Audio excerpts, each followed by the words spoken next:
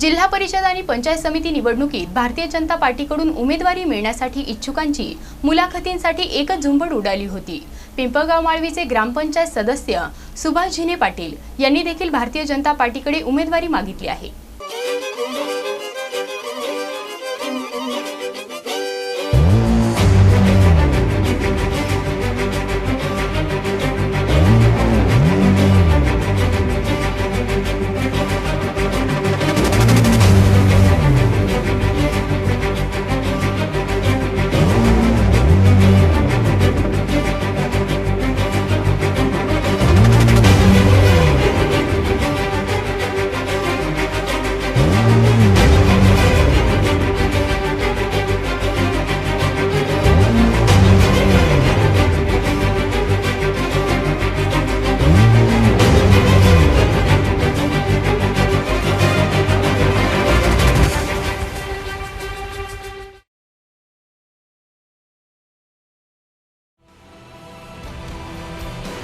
जिल्हा परिषद आणि पंचायत समिती निवडणुकीत भारतीय जनता पार्टीकडून उमेदवारी मिळवण्यासाठी इच्छुकांची मुलाखतीसाठी एकच झुंबड उडाली होती।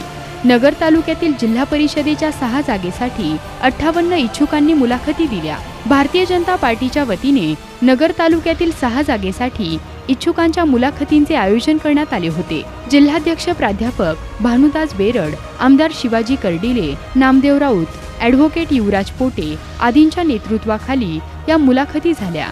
देहरे गटातून 12 जणांनी मुलाखती दिल्या। पिंपळगाव माळवीचे ग्रामपंचायत सदस्य सुभाष झिने पाटील यांनी देखील भारतीय जनता पार्टीकडून निवडणूक लढविण्याची तयारी केल्याने भारतीय जनता पार्टीला देहरे गटातून एक तगडा उमेदवार मिळणार आहे। पिंपळगाव माळवी ग्रामपंचायत निवडणुकीत देखील सुभाष झिने यांचे पॅनल बहुमताने निवडून आले होते।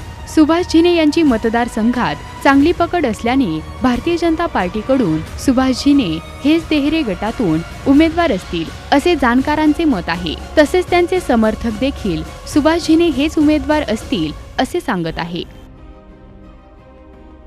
भारतीय जनता पार्टीच्या ज्या जिल्हा परिषद आणि पंचायत समितीच्या मुलाखतीसाठी निमंत्रित केलेलं होतं, यामध्ये आम्ही आमच्या गावचे सुभाष शेठ झिने यांना लोकांचा 1-2 दिवसापूर्वी असा आलं, सुभाष शेठ तुम्ही उमेदवारी करा।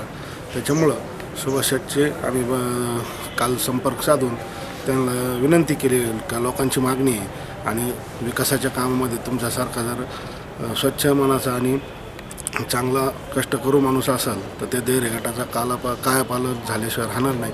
म्हणून लोकांच्या आग्रहास्तव आम्ही मुलाखती दिल्यात। भाजपच्या प्रशासन किंवा जे निरीक्षक आहेत त्यांनी या आमच्या लोकांच्या स्थानिक पातळीवरून आलेल्या पंचायत समितीतून पण लोकांनी मागणी केली की सुभाष शेठ यांना उमेदवारी द्यावा, म्हणून त्याचा विचार करा।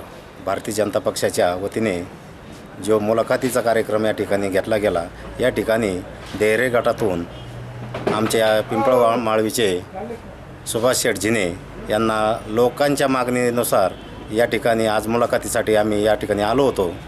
तर लोकांच्या इच्छेप्रमाणे आम्ही भारतीय जनता पक्षाकडे या उमेदवारीसाठी या देहरे गटातून आज विनंती केली आहे। तरी भारतीय जनता पक्ष आमच्या सुभाष शेठ झिने यांच्या उमेदवारीचा निश्चित या ठिकाणी प्रयत्न करतील आणि या ठिकाणी उमेदवारी आम्हाला देतील।